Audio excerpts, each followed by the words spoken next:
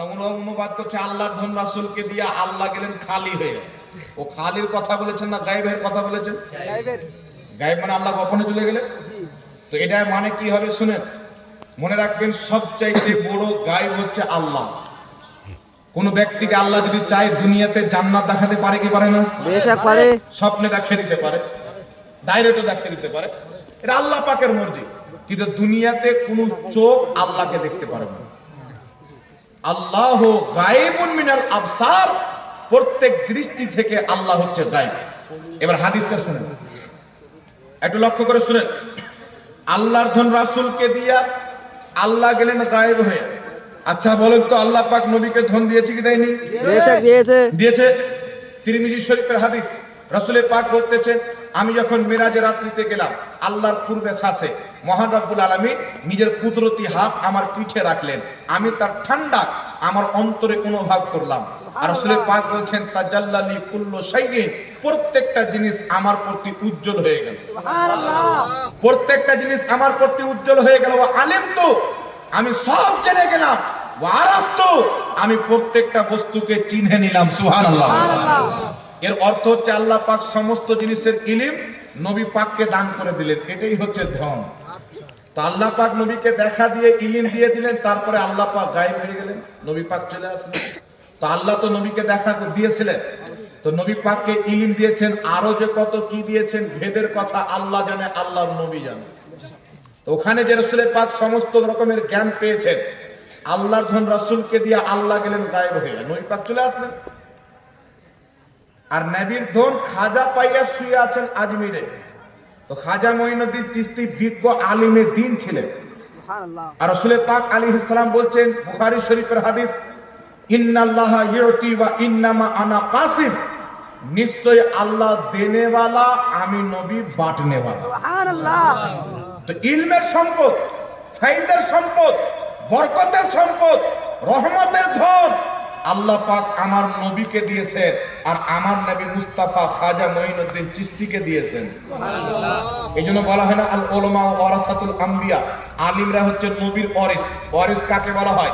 বাপের ধন বেটা পাবে, তাই বেটা হলো বাপের ওয়ারিস। তো নবীর ধন আলিমরা পেয়েছে, তাই আলিমরা হলো নবীর ওয়ারিস। তাই নবী মুস্তাফার ধন খাজা মঈনুদ্দিন চিশতি পেয়েছেন। আর কেউ ফিরে না খালি হাতে।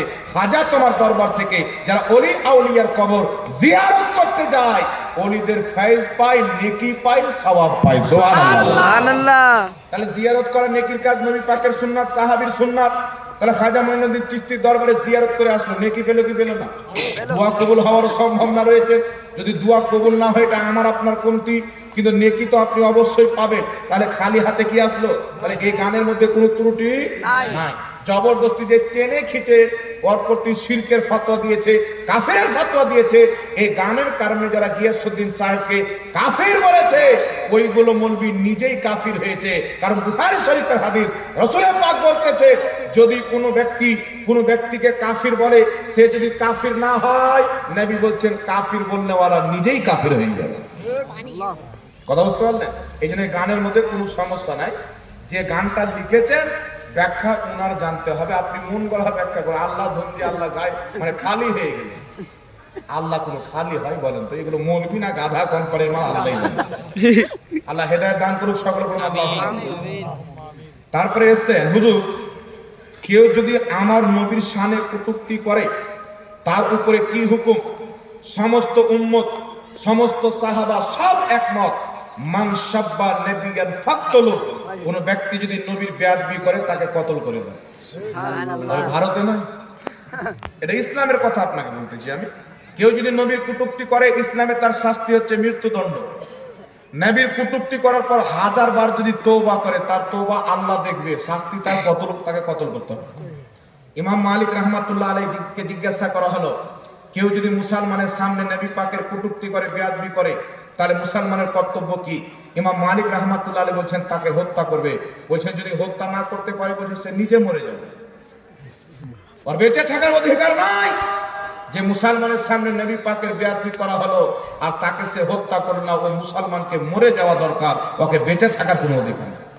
ইমাম জালালউদ্দিন সুয়ুতী বলছে, যেই ব্যক্তি যেই জায়গাতে নবীর বেয়াদবি করবে তাকে সেখানে কতল করে, সেখানে কতল করে, এটা ইসলামিক হুকুম। তবে ভারতবর্ষের মাটিতে আমরা আইনত ব্যবস্থা নেব। আমাদের সংবিধানে যে কানুন নিয়ম আছে আমরা সেটার বাইরে নয়, সেটাকে আমরা মেনে চলি। আমরা ভারতীয় মুসলমান, আমরা কেস করব, কাচারি করব, আমরা তার সাথে লড়াই করব। এই জন্য পৃথিবীর মুসলমান হযরতে উমরে ফারুক নবী পাকের ফয়সালা হওয়ার পর আবার তিনার কাছে গিয়েছেন, কতল করে দিয়েছেন। ইমাম ইবনে কাসির আল বিদায়া ওয়ান নিহায়াতে লিখছেন, হযরতে খালিদ বিন ওয়ালিদ একজন ব্যক্তিকে বলছেন তুমি যাকাত কেন দাও না? তো সেই লোকটা বলছেন তোমাদের নবী, যেমনই তোমাদের নবী বলেছেন হযরতে খালিদ বিন ওয়ালিদ চাকু বের করে তার গর্দনটা কেটে দিল। তোমাদের নবী, তোমাদের নবী বলে হয়তো কিছু বলতো, যেমনই তোমাদের নবী বলেছেন খালিদ বিন ওয়ালিদ কতল করে দিয়েছেন। চতুর্দিকে খবর হয়ে গেল খালিদ বিন ওয়ালিদ একটা মুসলমানকে কতল করেছে। ওর চেহারাতে দাড়ি ছিল, সেও নামাজ পড়তো, রোজা রাখতো, হজ করতো, কিন্তু যাকাত দিত না। খালিদ বিন ওয়ালিদ বলছেন যাকাত কেন দাও না? বলছে তোমাদের নবী কতল করে দিল। মদিনা পর্যন্ত খবর এসছে। হযরত উমর ফারুক রাদিয়াল্লাহু তাআলা আনহু রাগান্বিত অবস্থায় জালালে চলে এসেছে। যে উমর ফারুক যে রাস্তা দিয়ে চলে যায়, নবী বলছেন ওই রাস্তা দিয়ে শয়তান যায় না। যে রাস্তা দিয়ে উমর ফারুক চলে যায় ও রাস্তা দিয়ে শয়তান যায় না। এই জন্য পৃথিবীর মুসলমান আল্লাহু আকবার, হযরত উমর ফারুক জালালে আসেন। খালিদ বিন ওয়ালিদকে কে অধিকার দিল একটা মুসলমানকে কতল করা? হযরত আবু বকর সিদ্দিক খলিফা হয়ে আছেন, নবী পাকের প্রথম খলিফা। হযরতে উমর ফারুক হযরত আবু বকর সিদ্দিককে বলছেন আপনি চিঠি পাঠান, খালিদ বিন ওয়ালিদকে ডাকেন। হযরতে খালিদ বিন ওয়ালিদকে চিঠি পাঠানো হলো। তিনি যখন মদিনাতে পরিবেশ করলেন বাবা, তো হযরতে খালিদ বিন ওয়ালিদ রাদিয়াল্লাহু তাআলা আনহু হযরতে উমর ফারুক কলার ধরে নিয়েছে, এইভাবে কলার ধরে বলছেন খালিদ কে তোমাকে ক্ষমতা দিল? তুমি একজন মুসলমানকে কতল করেছো। হযরতে উমর ফারুক নিকটে ছিল, থাপ্পড় মেরে দিতেন খালিদ বিন ওয়ালিদকে। হযরত আবু বকর সিদ্দিক বলছেন উমর দাঁড়াও। হযরত আবু বকর সিদ্দিক বলছেন এ খালিদ বিন ওয়ালিদ তুমি কেন তাকে হত্যা করেছো? হযরত খালিদ বিন ওয়ালিদ বলছেন আমি তাকে বললাম যাকাত কেন দাও না? সে বলছে তোমাদের নবী। ও তোমাদের নবী কেন বললো? তাই কতল করে দিতাম। এর মানে ও নবীকে মানে না, তাই কতল করলাম। হযরত আবু বকর সিদ্দিক বলছে উমর ছেড়ে দাও, খালিদ বিন ওয়ালিদ যেটা করেছে সঠিক করেছে। যদি বল সুবহানাল্লাহ। এতটুকু কথা, তোমাদের নবী। ও তো বলতে পারতো আমাদের নবী, ও তো মুসলমান বলতো নিজেকে। খালি তোমাদের নবী বলেছেন, গলা কেটে দিয়েছেন। তাহলে চিন্তা করেন যারা বলছে নবী কি জানে। মৌলভী সাহেব বলছে বাংলাদেশে কে জান্নাতে যাবে আল্লাহ ছাড়া কেউ জানে না। আর মুসনাদ আহমদ তিরমিজির সহিহ হাদিস বলতেছে নবী পাককে লিস্ট দিয়ে দেওয়া হয়েছে কে জান্নাতে যাবে কে জাহান্নামে। ওদের নাম তো জানে, ওদের বাপের নাম, দাদার নাম, বংশের পরিচয় পর্যন্ত আমার আল্লাহ সমস্ত লিস্ট নবী মুস্তাফাকে দান করে দিয়েছেন। তাই আল্লাহ পাক বলছেন ওয়া আল্লামাকা মা লাম তাকুন তা'লাম, হে নবী মুস্তাফা আপনি যা জানতেন না আমি আল্লাহ আপনাকে সব দিয়ে দিয়েছি। জোরে বলুন সুবহানাল্লাহ। তাহলে চিন্তা করেন বাবা, এদের কাজ হচ্ছে নামাজটাকে সামনে রাখো যাতে কেউ বুঝতে না পারে। আর তবলিগি জামাতে নিয়ে এসো, আহলে হাদিস মতে নিয়ে এসো, আর রাসূলের পাক সাল্লাল্লাহু আলাইহি সাল্লামকে একটা সাধারণ মানুষ বানিয়ে দাও। আমরা যেমন মানুষ, দুনিয়া মানুষ, খালি উনি নবী ছিলেন আমরা নবী নই, বাস এতটুকু কথা। কিন্তু এটা আপনাকে বলবে না, কোনোদিন শুনবেন না যে নবী আঙ্গুলের ইশারা করেছেন তো চাঁদ দুই টুকরা হয়েছে, নবী ইশারা করেছেন তো সূর্য ফিরে এসেছে। আমার নবী মুস্তাফা কিয়ামতের মাঠে একটা সাজদা করে উম্মতের জামাতকে জান্নাত দান করে দিবেন, এটা আপনাকে বলবেন। সাহাবায়ে কেরাম একটা হাদিস শুনেন বাবা, আবু দাউদ শরীফের হাদিস। একজন সাহাবী নবী পাককে পানি এনে দিতেন হযরতে রাবিয়া।